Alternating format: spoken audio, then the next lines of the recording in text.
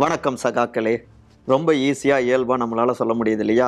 ஆனால் அன்றைக்கு 1930கள் காலகட்டத்தில் முசோலினியோடைய ஆட்சி காலத்தில் இப்படிலாம் சொல்லிட்டு தப்பிச்சிட முடியாதுங்க. சகாக்களேன்னு சொல்கிறீங்களா, சகோதரர்களேன்னு சொல்கிறீங்களா, பிடிச்சி அவங்கள உள்ள தள்ளுங்க அப்படின்னு மிக மோசமாக இருந்தது அன்றைய கால சூழல். பொதுவாக சொல்லுவாங்க, சிறைச்சாலை அப்படின்னா அது ஒரு பாடசாலை, ஒருத்தரை திருத்துவதற்கான ஒரு இடம் அப்படின்னு சொல்லுவாங்க, ஒரு பள்ளிக்கூடம் போல. ஆனால் முசோலினியோடைய ஆட்சி காலத்தில் சிறைச்சாலைகள் சித்திரவதை சாலைகளாகத்தான் இருந்தது. இத்தாலியில் நரகம்ங்க. அவருடைய ஆட்சி காலத்தில் ஒட்டுமொத்தமான இத்தாலியே நரகமாகத்தான் மாறி இருந்தது. மக்கள் கஷ்டப்பட்டாங்க. அதுலேயும் இத்தாலியில் இருக்கக்கூடிய சிறைச்சாலைகள் மிக மோசமான நரகமாக காட்சி தந்தது. அந்த நரகத்தில் என்னென்ன கொடூரமான செயல்கள்லாம் நடந்தது அப்படிங்கிறத இன்றைய அத்தியாயத்தில் நம்ம பார்க்கலாங்க. நான் உங்கள் சகோ சே த இளங்கோவன். நிகழ்ச்சிக்கு போகலாம்.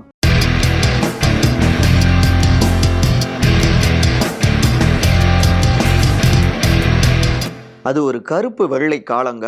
1926க்கு பிந்தைய ஒரு காலகட்டம். இத்தாலியில் லாம்பெடுசா அப்படிங்கிற ஒரு தீவுங்க. அங்கே இருக்கக்கூடிய சிறை அதிகாரியாக லெப்டினன்ட் வெரோனிகா அப்படிங்கிறவர் இருந்தாருங்க. அங்கே சில அரசியல் கைதிகள்லாம் அந்த இடத்துல இருந்தாங்க. அப்போ அவங்கெல்லாம் குழுவாக நின்று ரோமானிய காதல் பாடல்களை பாடிட்டு இருந்தாங்க. ரொம்ப ஜாலியாக, ரொமான்ஸ் அப்படின்னாலே சூப்பரான விஷயம் இல்லையா, காதல் அப்படின்னாலே. ஸோ அந்த பாடல்கள்லாம் பாடிட்டு இருக்காங்க. அதில் குறிப்பிட்டு ரொம்ப அழகாக பாடிட்டு இருந்தார் பியத்ரோ ரோசி அப்படிங்கிற ஒரு அரசியல் கைதி. டக்குன்னு வெரோனிகா வர்றாரு, அந்த காவல் அதிகாரி. என்ன பண்ணிட்டு இருக்கீங்க? புரட்சி பாடல்கள் பாடிட்டு இருக்கீங்களா? சொல்லுங்க சொல்லுங்க அப்படின்னு அதட்டுறாரு, மிரட்டுறாரு. இவங்கெல்லாம் இல்லைங்க, நாங்கள் ரோமானிய காதல் பாடல்களை பாடிக்கிட்டு இருக்கோம் அப்படின்னு.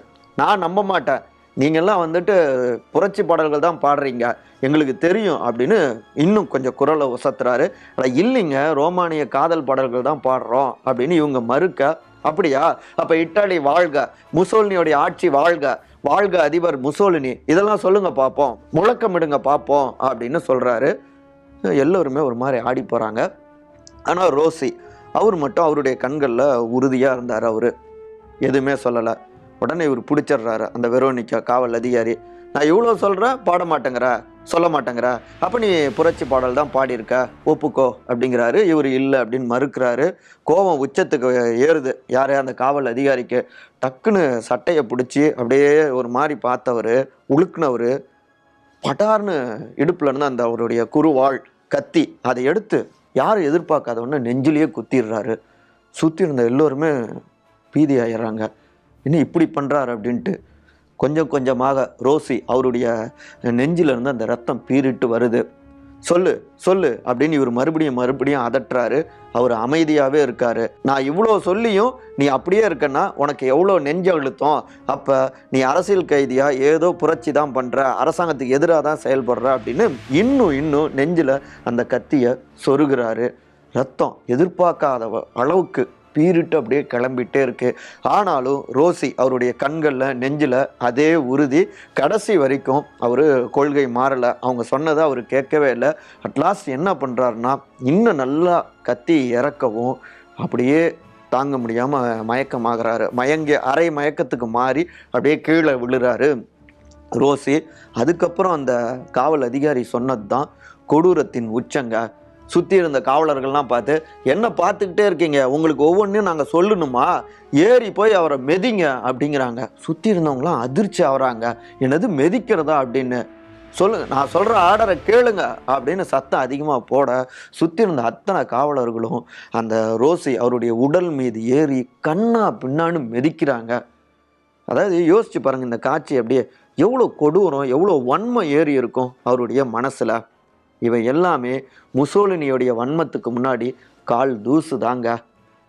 இந்த அதிகாரியுடைய வன்மமே இந்த அளவுக்கு இருக்குன்னா அப்போ முசோலினியோடைய கொடூரங்கள், வன்மங்கள் எந்த அளவுக்கு இருக்கும். இத்தாலியுடைய ஆட்சியில் சிறை எப்படி இருந்தது அப்படிங்கிறதுக்கு இது ஒரு சின்ன உதாரணங்க. முசோலினியோடைய ஆட்சி காலத்தில் சிறைச்சாலைகள் சித்திரவதை சாலைகளாகத்தான் இருந்ததுங்க. இங்கே ரோசிக்கு நேர்ந்த அந்த கொடூரங்கள் எல்லாமே வெளி உலகத்துக்கும் தெரிய வர இது ஒரு பெரிய கேள்வியாகவும் மாற, உடனே என்ன வழக்கமாக அரசாங்கங்கள் என்ன பண்ணுவாங்க, ஆட்சியில் இருக்கிறவங்க கண் துடைப்பாக ஒரு விசாரணை நடத்தப்படுங்க அப்படின்னு மேம்போக்கா முசோலினி சொல்கிறாரு. இன்னொரு பக்கம் வெரோனிகா வேறொரு சிறைக்கும் அந்த அதிகாரி மாற்றப்படுறாரு. அதே நேரத்தில் இங்கே லாம்பெடுசாவில் தீவில் இருந்த அந்த சிறையில் இருந்த அரசியல் கைதிகள் எல்லோருமே வெவ்வேறு குழுக்களாக பிரித்து வெவ்வேறு சிறைகளுக்கும் அவங்க மாற்றி அனுப்பப்பட்டாங்க. எந்த சிறைகளுக்கு போனாலும் இந்த காட்சிகள் மட்டும், கொடூரங்கள் நிகழ்த்தக்கூடிய அந்த காட்சிகள் மட்டும் மாற்றமே இல்லைங்க. எல்லாமே எதுக்காக அப்படின்னா, அந்தளவுக்கு முசோலினி எதுக்கு பயந்துட்டு இருந்தாருன்னா, அவங்களுடைய அரசாங்கத்துக்கு எதிரான குரல்கள் ஓங்கி ஒழிக்கப்பட்டு விடுமோ, யாராவது அரசாங்கத்துக்கு எதிராக எழுதிடுவாங்களோ, யாராவது அரசாங்கத்துக்கு எதிராக முழக்கமிட்டுருவாங்களோ, தன்னுடைய ஆட்சியை தப்புன்னு யாராவது சொல்லிடுவாங்களோ அப்படின்னு அந்த அளவுக்கு அச்சப்பட்டாரு முசோலினி. தான் தான் உலகத்திலேயே சிறந்த அதிபர் அப்படிங்கிற அளவுக்கான ஒரு ஆணவம், அதிகாரத்துவம் எல்லாமே மண்டை மேலே தலைக்கு மேலே ஏறி கிடந்தது முசோலினிக்கு. சரி, இதே முசோலினி எப்படிப்பட்டவர் அப்படின்னா, ஏன்னா ஏற்கனவே இருந்த எபிசோட்லாம் அத்தியாயத்திலாம் நீங்கள் கேட்டிருந்தப்ப நிறைய விஷயம் தெரிஞ்சிருப்பீங்க. அவர் சம்பந்தமாக படித்தவங்களும் கூட யோசிச்சிருக்கலாம். பெரிய புரட்சியாளர் போல அத்தனை கட்டுரைகளை அவர் எழுதியிருக்காரு தன்னுடைய இளம் வயதில். அதாவது ஆட்சி பொறுப்புக்கு வரத்துக்கு முன்னாடி நிறைய சூப்பராக பத்திரிகைகளை எழுதுனது. குறிப்பாக அவருடைய எழுத்து நடையெல்லாம் பார்த்தோம்னா ரொம்ப எளிமையாக இருக்கும்.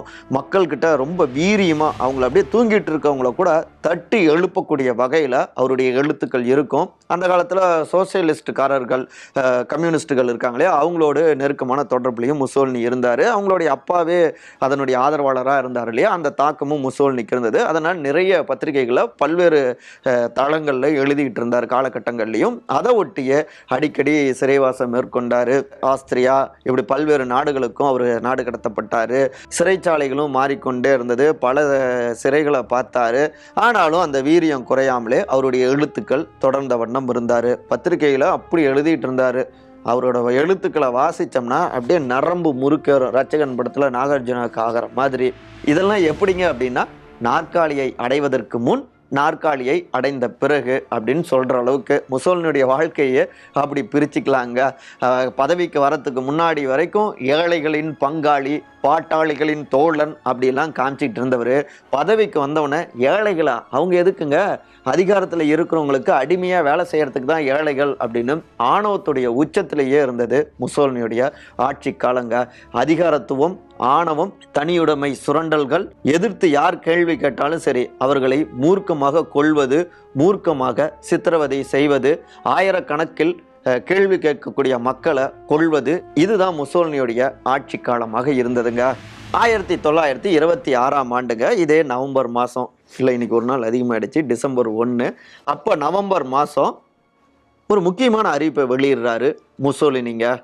இனிமே நம்முடைய இத்தாலியில் ஒரே ஒரு கட்சி தாங்க இருக்கணும், அது நம்முடைய நேஷனல் ஃபாசிஸ்ட் பார்ட்டி. வேற யாரும் கட்சி நடத்தக்கூடாது, தொடங்கக்கூடாது.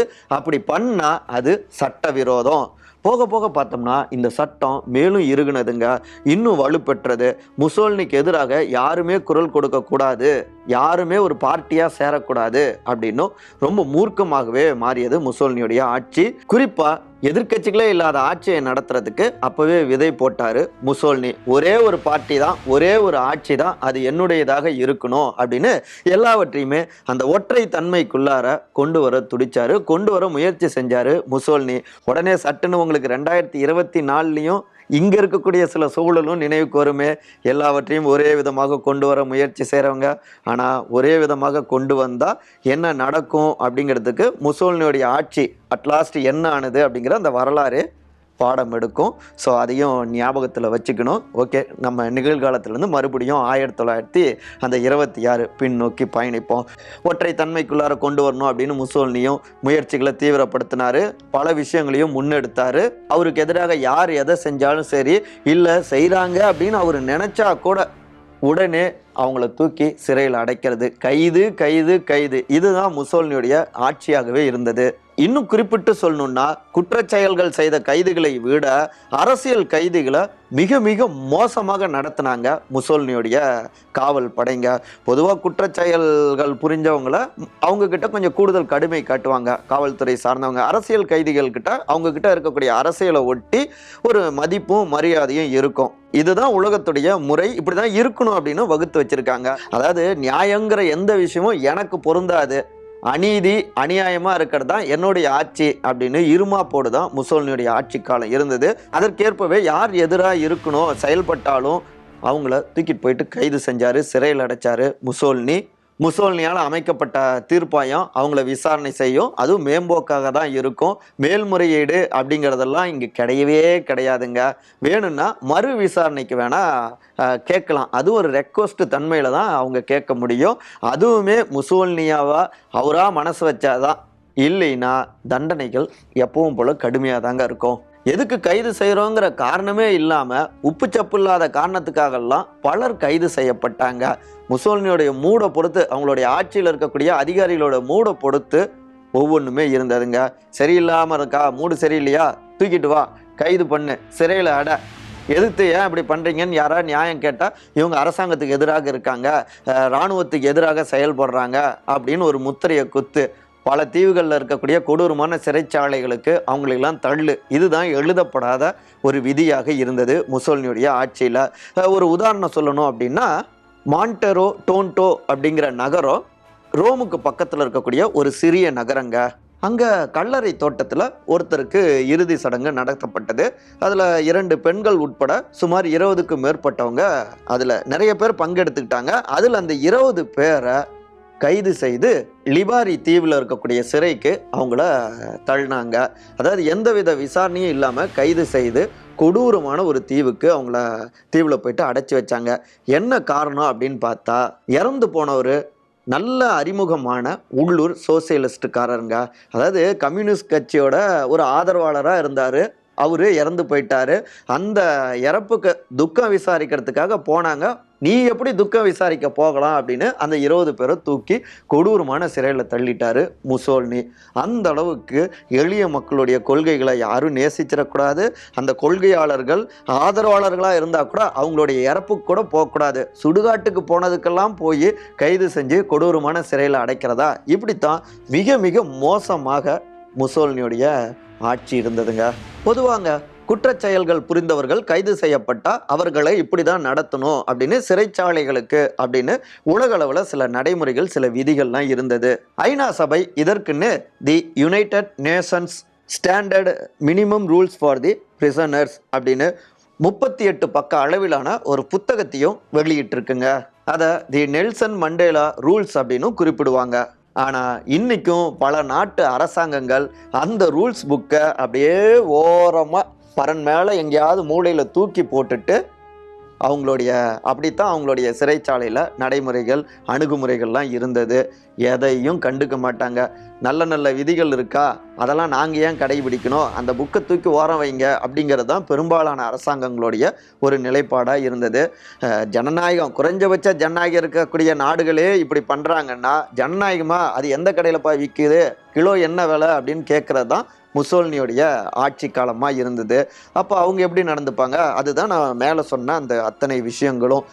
என்றால் சிறை, என்ன காரணனே தெரியாமல் கூட, அதை கூட சொல்லாமலே பலரை போயிட்டு சிறையில் அடைக்கக்கூடிய ஒரு அரசாங்கமாக இருந்தது. இதுக்கு இன்னொரு முக்கியமான உதாரணமும் இருக்குங்க. இத்தாலியில் நரகம், அரசியல் கைதிகளின் அவல நிலை அப்படின்னு ஒரு விமர்சன கட்டுரை 1929 இதே டிசம்பர் மாதம் 4ஆம் தேதி லண்டன்ல இருந்து வெளியாகின்ற ரிவ்யூ ஆஃப் ரிவ்யூஸ் அப்படிங்கிற பத்திரிகையில் வெளியானதுங்க அந்த முக்கியமான ஆர்டிக்கல். அதை எழுதியவர் பிரான்செஸ்கோ நிட்டிங்க. இத்தாலியில் மிக பிரபலமான ஒரு பத்திரிகையாளராக இருந்தவர். அவரையும் முசோலினியோடைய இராணுவம் விட்டு வைக்கலைங்க. ஏற்கனவே அவரையும் கைது செய்து லிபாரி தீவில் இருக்கக்கூடிய அந்த சிறையிலையும் அவரை அடைச்சிருக்காங்க. தன்னுடைய சிறை அனுபவத்தையே தன்னுடைய கட்டுரையிலையும் அவர் குறிப்பிடுறாருங்க. அந்த கட்டுரையிலேருந்து சில முக்கியமான வரிகள்ங்க. 1926ஆம் ஆண்டு டிசம்பர் 18ஆம் தேதி, அந்த தினத்தை இன்னைக்கு நினைச்சாலும் பகீர்னு இருக்கு, மறக்கவே முடியாதுங்க. சிறைச்சாலை காரிடார்லேருந்து நாங்கள் எல்லாம் தூங்கிட்டு இருந்தோம். நைட்டு ஒரு 2 மணி இருக்கும், மிட் நைட்டு. திடீர்னு வந்த காவலர்கள்லாம் எல்லாரும் எழுந்துருங்க கிளம்புங்க அப்படின்னு வேகம் எடுத்தாங்க. நாங்கள் ஒரு 60 பேர் இருப்போம். 60 பேரையும் 3 குழுக்களாக பிரித்தாங்க. இந்த 60 பேருடைய கைகள்லையும் பார்த்தோம்னா இரும்பு சங்கிலியால் எல்லோருடைய கைகளும் பிணைக்கப்பட்டிருந்தது. நகர முடியாது, இப்படியே இருக்கணும். அங்கேருந்து சிசிலி தீவுலேருந்து லாம்பெடுசா தீவு அந்த சிறைக்கு மாற்ற போகிறாங்க அப்படின்னு பேசிக்கிட்டாங்க. என்னடா அப்படின்னு அப்படியே யோசிச்சுட்டே இருக்கோம். டக்குன்னு ஒரு ரயில்வே ஸ்டேஷனுக்கு கூப்பிட்டு போகிறாங்க. காத்துட்ருக்கோம் வெயிட் பண்ணுறோம். ரொம்ப நேரம் ஆகுது. அதான் ஒரு 3 மணி நேரத்துக்கு மேலே வெயிட் பண்ணேன். அட் லாஸ்ட்டு அறத பழசான பொட்டிக்கடை எல்லாம் சேர்த்து வச்சு ஒரு ட்ரெயினாக உருவாக்கியிருந்தா எப்படி இருக்கும், அப்படி ஒரு ட்ரெயின் வருது. அதில் எங்களெல்லாம் பொதி மூட்டைகளை ஏற்றுற மாதிரி தூக்கி போட்டு அடைக்கிறாங்க. அந்த பொட்டியே அப்படி தான் இருந்தது. இந்த அழுக்கு மூட்டை, நிலக்கரி மூட்டையெல்லாம் வந்து அடைச்சி வச்சுருந்தா, குடோனில் அடைச்சி வச்சுருந்தா எப்படி இருக்கும், அந்த மாதிரி ஒரு உதாரணம் இப்போ சொல்லலாம் அப்படின்னா, பழைய தளபதி படம் வந்ததில்ல, ஃபஸ்ட்டு சீனில் எப்படி அந்த சின்ன தாயவள் அந்த பாட்டெல்லாம் வரப்போ அந்த மாதிரி அதுவே நெருக்கி நிலக்கரிலாம் இருந்தால் எப்படி இருக்கும், அந்த மாதிரியான ஒரு இடத்துல எல்லோரையும் போட்டு அடைச்சி வைக்கிறாங்க. நகர முடியாது, நெளிய முடியாது. இன்னும் சொல்லப்போனால் பயங்கரமான குளிர் வந்ததுன்னா அந்த குளிர்லேயே வந்து சாகணும் உள்ளே கடந்து. இல்லை வெயில் வந்துச்சுன்னா அந்த வெப்பத்திலேயே வியர்வை நாத்தத்தாலேயே ஒவ்வொருத்தரும் துடிக்கணும். அப்படி நெருக்கி அடிச்சுட்டு இருக்காங்க. யாருக்கும் சரியான சாப்பாடு கிடையாது, தண்ணி கிடையாது. அதுவும் குடிக்கிற தண்ணி பார்த்தோம்னா அங்கே 10 பேர் இருக்காங்கன்னா அவங்களுக்கு 1 டம்ளர் தண்ணியை கொடுத்துட்டு நீங்கள் 10 பேர் பகிர்ந்துக்கோங்க அப்படிங்கிறது. இது ஒரு உதாரணத்துக்கு சொல்கிறோம். அந்த மாதிரி போதிய அளவிலான உணவு இல்லை, போதிய அளவிலான தண்ணி இல்லை, மோசமான ஒரு கொடுமையை நிகழ்த்தினாங்க. அந்த ட்ரெயினும் பெரும்பாடுபடுத்துகிற மாதிரி 10 கிலோமீட்டர் போகிறதுக்கு 10 நிமிஷம் ஆகும்னு வச்சுக்கோங்களேன். ஒரு உதாரணத்துக்கு சொல்கிறோம். அந்த 10 கிலோமீட்டரை அவங்க 10 மணி நேரமாக ஓட்டின மாதிரி தான் அப்படியே உருட்டி அந்த ட்ரெயினை ஓட்டிக்கிட்டே இருந்தாங்க. அட்லாஸ்ட் ஒரு 12 மணி நேரம் கழித்து நேபிள்ஸ் நகரத்துக்கும் எங்களை கொண்டு போய் விட்டாங்க.